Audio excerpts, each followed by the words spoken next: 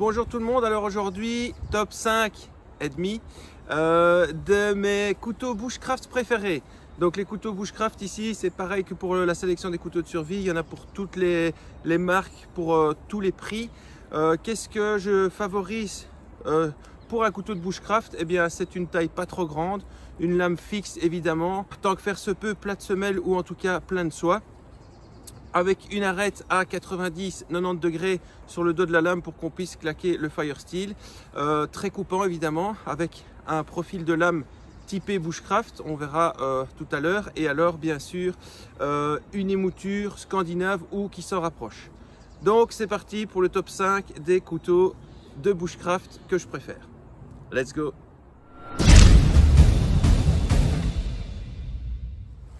Alors ici évidemment le seul test pour moi qui est important, c'est qu'il ne faut pas faire des tests de coupe puisque c'est des couteaux et que la plupart des couteaux, je dis bien la plupart parce que je pense qu'il y en a un sur lequel j'ai pas encore fait de vidéo, mais tous les couteaux que je vous présente ici, c'est des couteaux qui ont déjà été testés, retestés, utilisés et dans lesquels j'ai bien maqué et sur lesquels j'ai fait des vidéos que je vous mettrai en lien ici.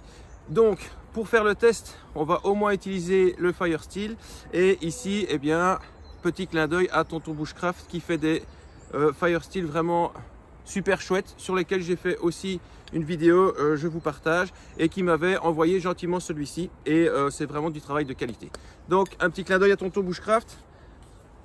Premier couteau, eh bien on est sur le Condor Terrazor. Alors pourquoi j'aime bien ce petit couteau Condor Terrazor? Eh ben déjà on est effectivement sur une plaine de soie, arête à 90 degrés, 90 degrés.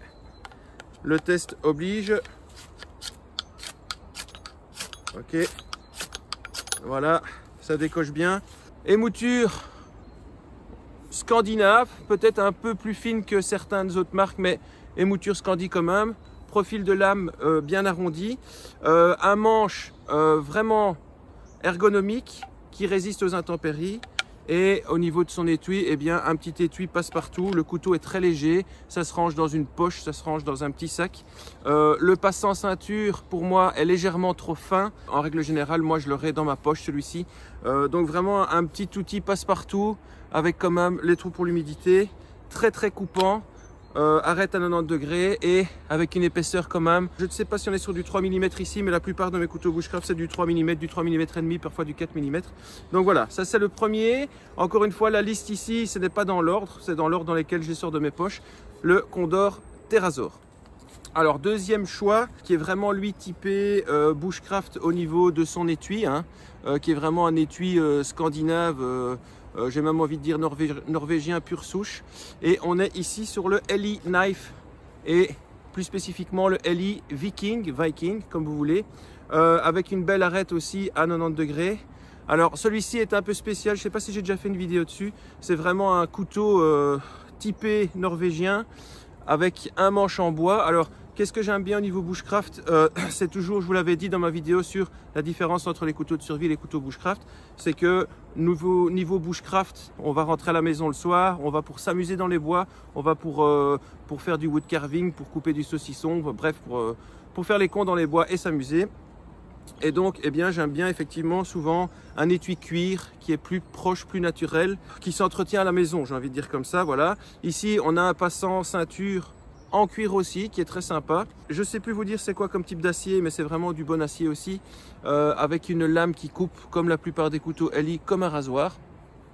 Et on est aussi sur un profil scandinave, évidemment, ça rentre beaucoup mieux dans le bois. Une lame qui est relativement épaisse, avec une pointe qui est très solide. Et pour ce qui est du fire steel, eh bien, hop, je vais...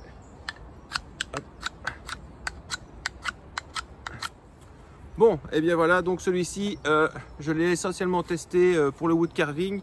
Par contre, il claque pas bien du tout l'étincelle. Bien mal m'en a pris.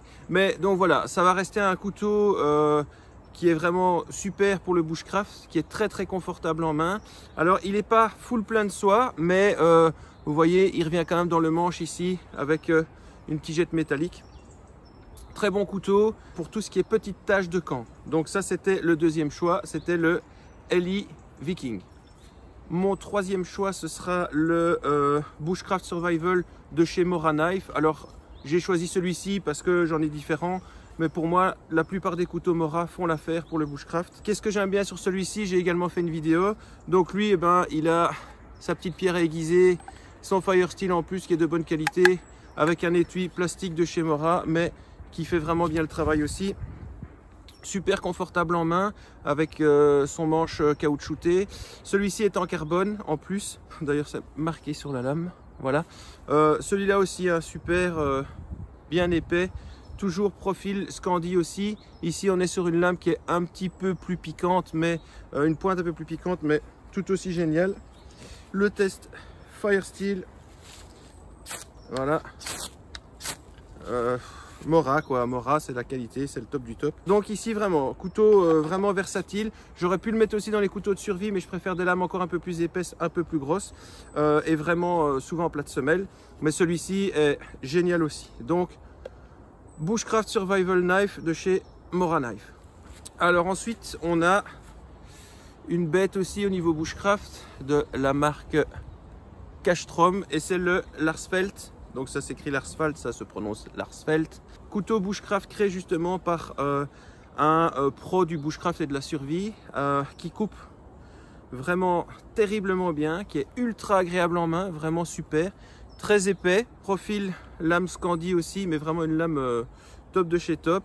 On a des super beaux liners noirs et un manche en bouleau marbré stabilisé qui est vraiment hyper efficace. Alors celui-là, vous avez vu, il a pris pas mal dans la tronche aussi. C'est pas un acier inoxydable, hein, donc je dois quand même le revoir assez souvent. L'étui, terrible.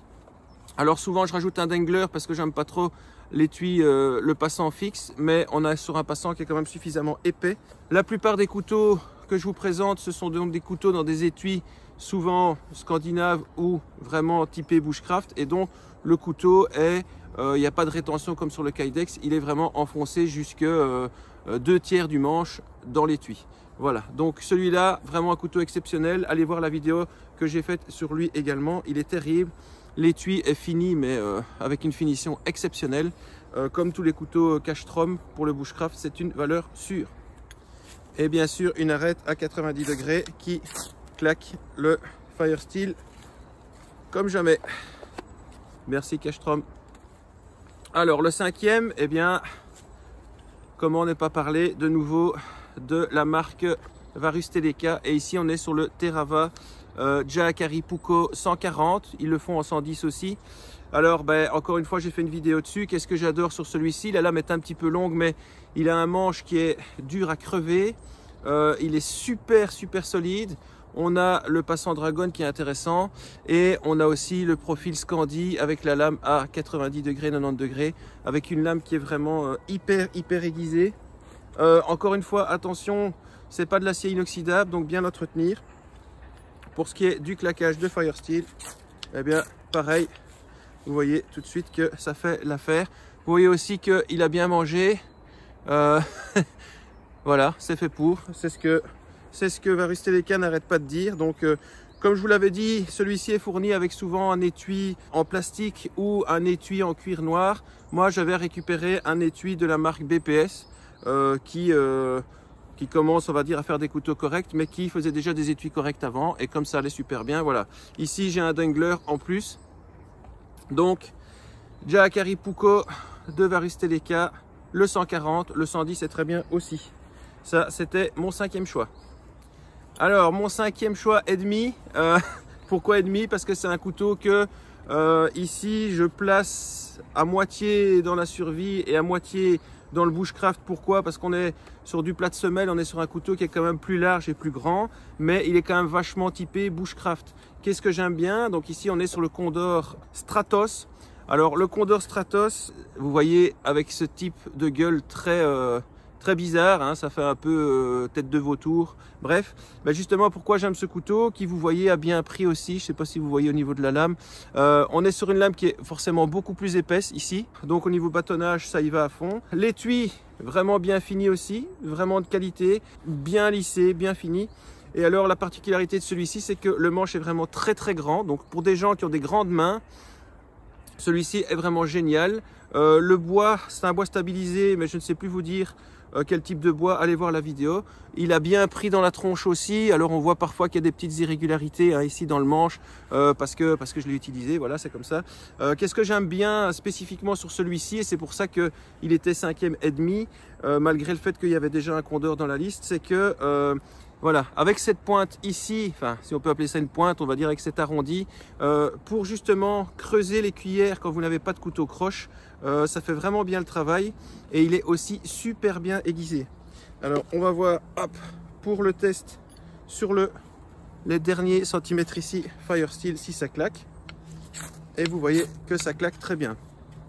Donc ici, l'avantage avec Condor, c'est que pour les gens qui n'auraient pas éventuellement énormément d'argent à mettre là-dedans, on est déjà pour moi sur un couteau vraiment de qualité, avec un acier correct, je pense que c'était du 10,75 si je ne m'abuse, mais il faudrait vérifier, qui a une gueule atypique, il y en a qui le trouvent vraiment hideux, dégueulasse, moi je le trouve original et qui eh bien, a vraiment une bonne rétention dans son étui qui est également de qualité et qui est aussi pur cuir. Donc ça c'était mon 5e et demi. Et voilà, c'est déjà ici que s'achève eh bien mon top 5. Alors vous avez vu ici, il y avait une petite affiche, c'était parcours commando. Ça vous ne retrouverez pas sur le site, mais pour les habitués qui viennent s'amuser dans mes bois, vous savez qu'il y a possibilité pour vous, pour vos enfants, de faire également aussi des journées commando où on va mêler la survie, l'entraînement physique, quelques notions de self-défense, je dis bien quelques notions de self-défense, plutôt de protection que d'attaque, et tout ça dans une ambiance comme d'habitude où on se marre, où on apprend. On n'est pas là pour agresser les gens, on est là pour survivre, pour se défendre, on est là pour s'amuser et pour se repousser mentalement et physiquement. Et croyez bien que au niveau physiquement, je vous prépare plein de petites surprises qui font que même les muscleurs qui viennent repartent en pleurant. Je déconne. Voilà, donc j'espère que ça vous a plu, la petite vidéo sur les 5,5 couteaux bushcraft que j'adore. Encore une fois, c'est pareil que pour les couteaux survie. Je pense qu'ici, il n'y a aucun couteau qui devrait vous décevoir. Bien sûr, s'ils ont des gueules qui ne vous plaisent pas, ben, ne les achetez pas.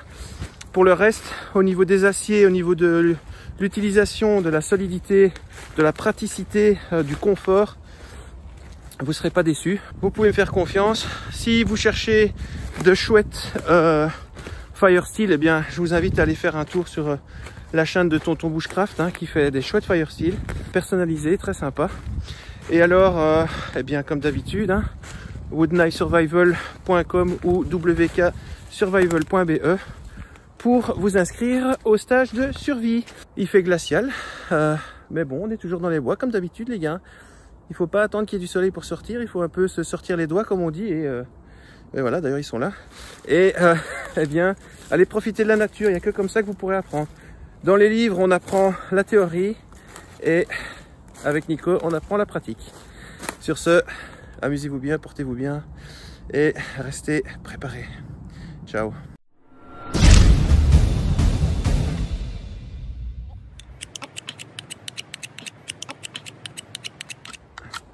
Ouais. Ah bah, par exemple, vous voyez ici,